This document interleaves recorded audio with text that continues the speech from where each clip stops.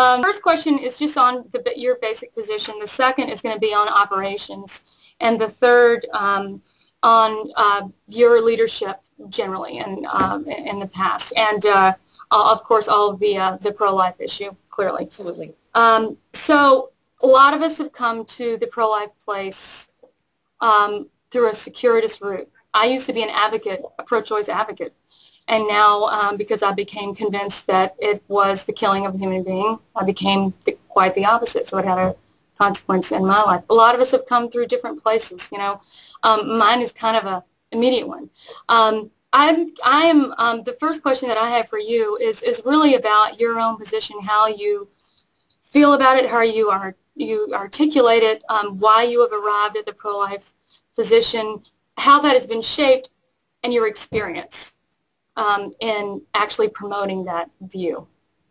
Well, first, Marjorie and Frank, thank you very much. I know this is New Year's Eve day, so I appreciate you taking the time. And as you noted earlier, I've been visiting my mom for the holidays and doing a little bit of traveling for this race, which has been very, very interesting. The most interesting thing for me is that I have always been the campaign manager, the organizer, so this is a little different for me being the actual candidate. I've had a little bit to learn that I can't be the horse and the jockey, so it's taken me a little bit of time. And really for the last 30 years, I have worked to elect Republicans from the state, local, federal, and national level.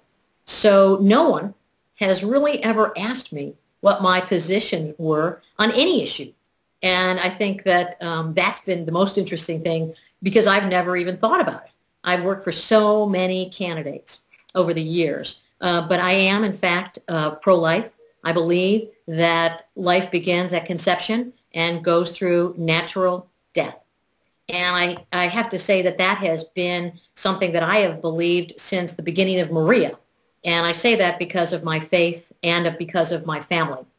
I was raised in a very, very, very ethnic Italian household, very Catholic.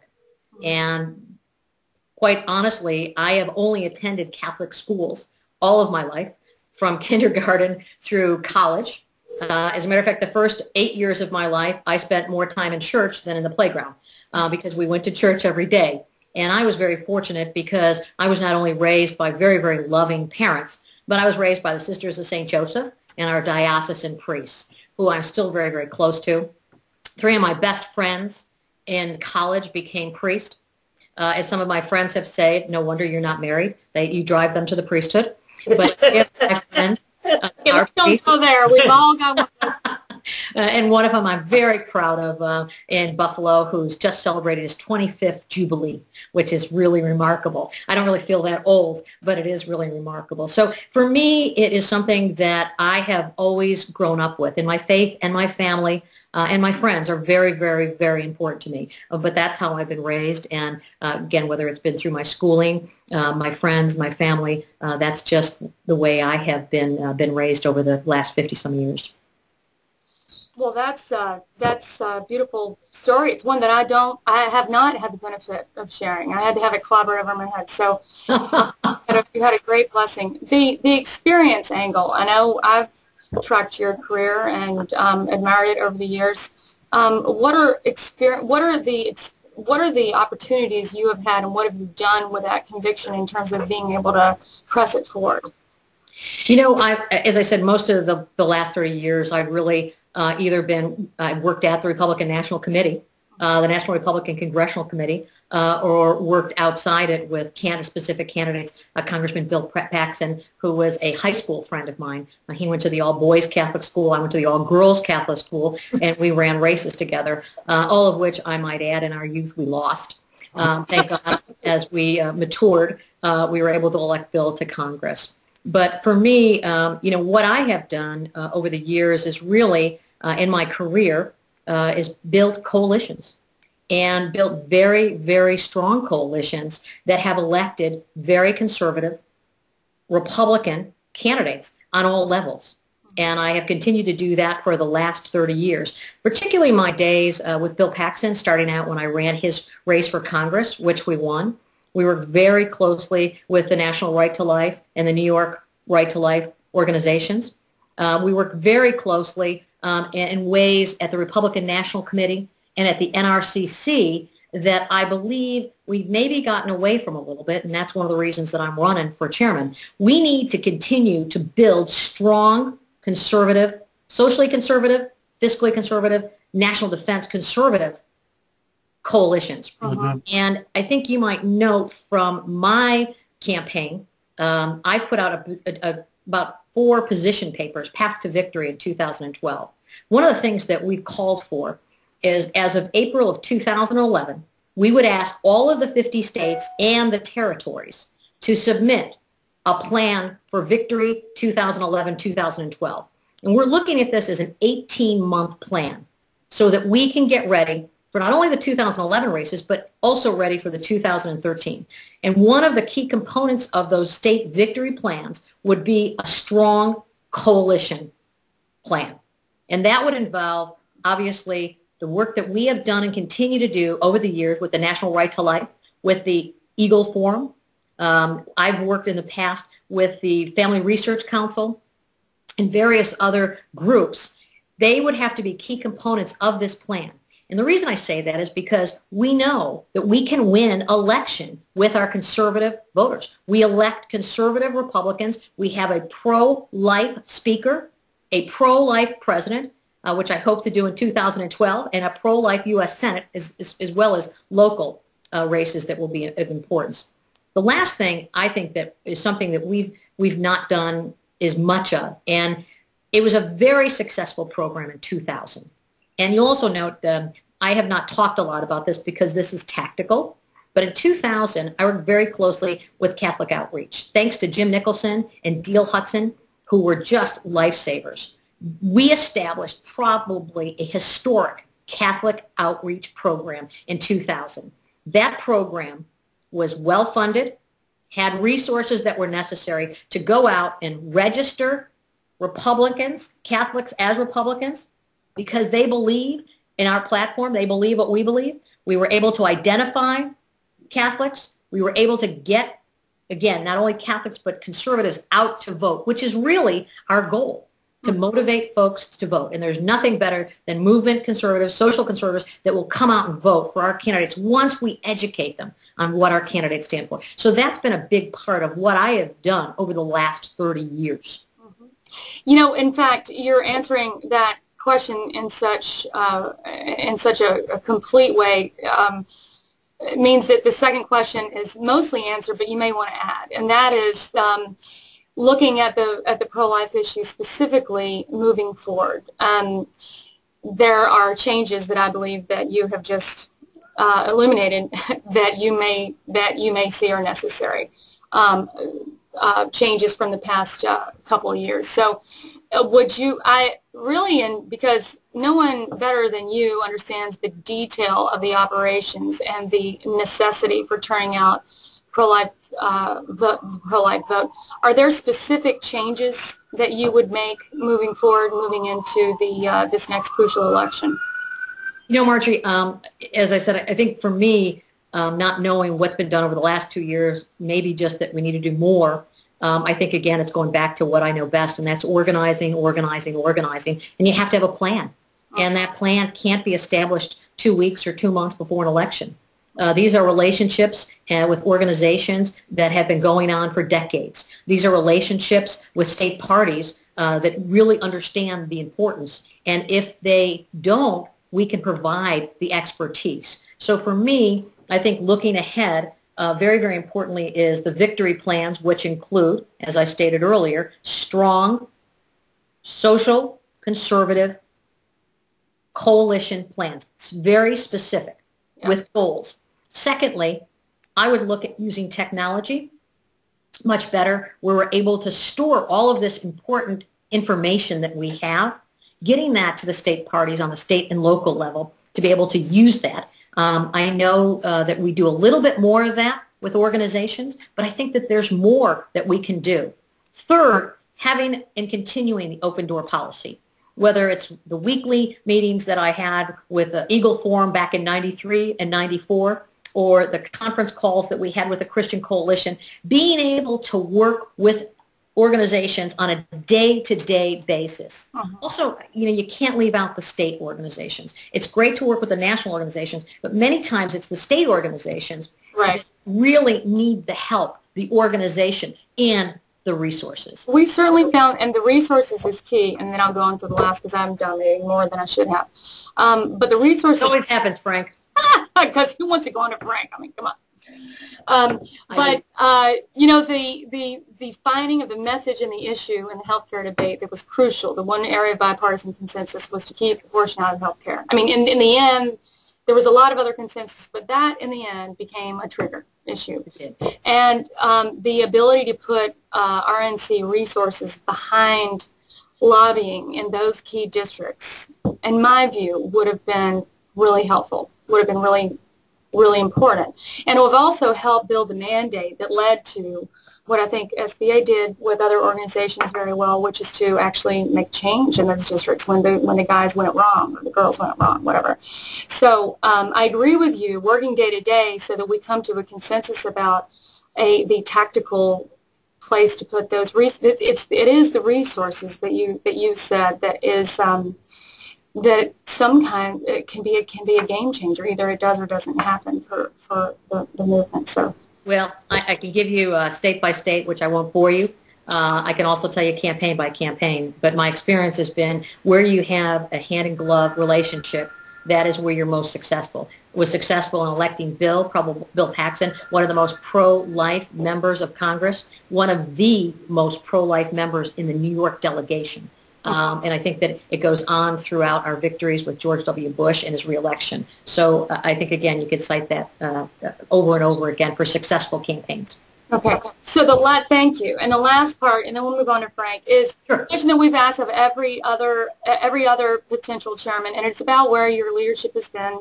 Absolutely. And so and there's been some discussion about the fact that you were involved in Wish List and as a leader there, and I just want to ask you to give your perspective on why you did and how you feel about it now. Absolutely. Well, first of all, let me thank you. I appreciate the question because I really do want to be able to answer that question, and I think we've done it in a variety of different ways, but it's always better face to face. I'm going to give you a little bit of history, if that's okay, and I'll do it quickly. In 1993, I had the privilege and the honor of being appointed by Bill Paxton, the executive director of the National Republican Congressional Committee. It was an honor because 15 years ago, I had been an intern at that very committee. So for me, so I thought, and Bill thought we had hit the jackpot. That wasn't quite the case. We got there. It's probably somewhat of a similar situation that the RNC is in right now, deeply in debt. As a matter of fact, the NRCC in 93, we actually talked about bankruptcy, which is unheard of. But we were in pretty rough shape. And we had just lost the White House. So we lost George H.W. Bush. We lost the Senate. And nobody ever believed that the House would be Republican. I have to admit sometimes that I believed in my lifetime we weren't going to have a Republican U.S. House of Representatives. That being said, there weren't a lot of people who gave money to the NRCC. As a matter of fact, there were few. We were able to count the envelopes ourselves of the cash that was coming in. And many of the members involved or tangentially involved with WISH were very, very generous to the NRCC.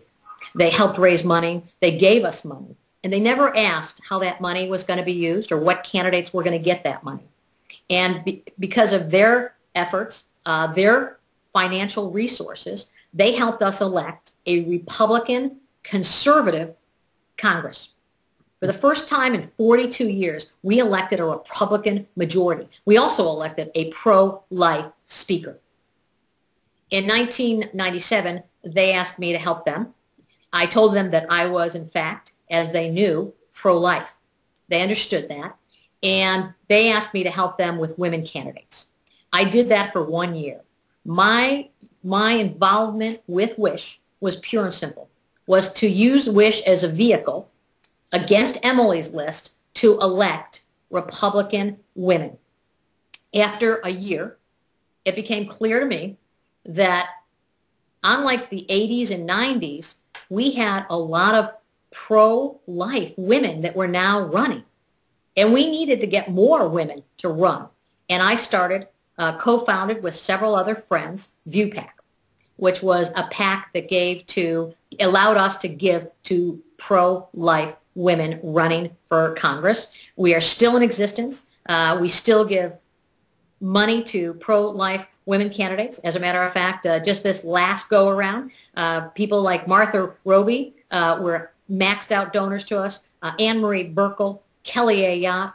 We extended it then to the Senate, and we've given a lot of money. So I moved from wish list, started my own with several other individuals, PAC, because I felt like I needed a vehicle that was going to help more of the pro-life females that were beginning to run for Congress. And that's pure and simple. Mm-hmm. Well, let me just, with one follow-up, because I think this is what folks looking at this and listening to the interview will have as a follow-up in their own minds. So I want you to answer what it might be in their minds. The engine that Wish List provided to specifically pro-choice and only exclusively pro-choice women did help exacerbate the problem, which led to the start of the Susan B. Anthony List, which is not a partisan organization, but is a purely pro-life, of course, organization. So the question that I think needs to be answered in the minds of some is how, with your deep pro-life conviction, you were able to set that, I won't say set it aside. I don't know how, I want to understand how you did that and move forward. And I think me aside, others want to understand how you were able to put that aside and move forward. And I know that you went ahead and started the new organization, which we've been very helpful in working with you on. But it's the setting aside of that central issue. There's only one thing at Wish List that is a real determining factor, and that is that you be pro-choice. So, just can you address that specifically? Sure. And again, I think for me, I didn't look at it as a choice or a pro-choice or pro-life organization. I have been committed for the last 20 some odd years to electing Republican women. Our numbers were abominable. We had about 10% Republican. I think at one point it had gone up to 13% Republican women in the U.S. House of Representatives.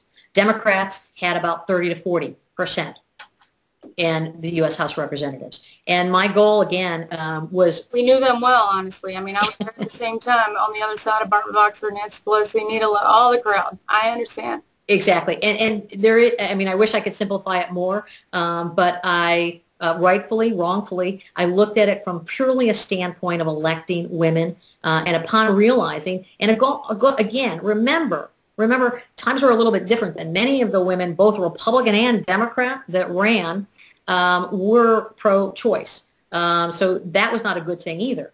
What we were able to do is, I think, over the years, get more conservative Republican women, pro-life women, to run than ever before. And I realized we needed to provide a mechanism for them, and left Wish List to do that very thing, to provide the mechanism for women to run as pro-life candidates, but also to go out and recruit more of those women that had not done so. I'm happy to say that we had historic elections this past time for women. We elected a historic number of Republican women, pro-life Republican women from all across the country. I couldn't agree with you more on the success and how exciting that is to see. And we've, the one part of the story here that is that it's been a huge success for a particular brand of woman running, which is a pro-life conservative woman. It's an evolution, and I think people have to understand that. And I guess if you've been around as long as I have, I mean, things have evolved. Things, you yourself said you've changed. Things have evolved. Things have changed. And I think, again, if you look at what we have done over the years in electing pro-life speakers, and I'm happy to say we've just elected another one, and heck, it's better than Nancy Pelosi any day. I'm sad that we did. We're not able to elect a Republican pro-life leader in the Senate, but I'm hopeful that next go around. And I think that our goal should be set on 2012, where the real change will be, and that's at the White House, electing a conservative pro-life president who can appoint judges that will be helpful in our cause. Well, I'll put an exclamation point on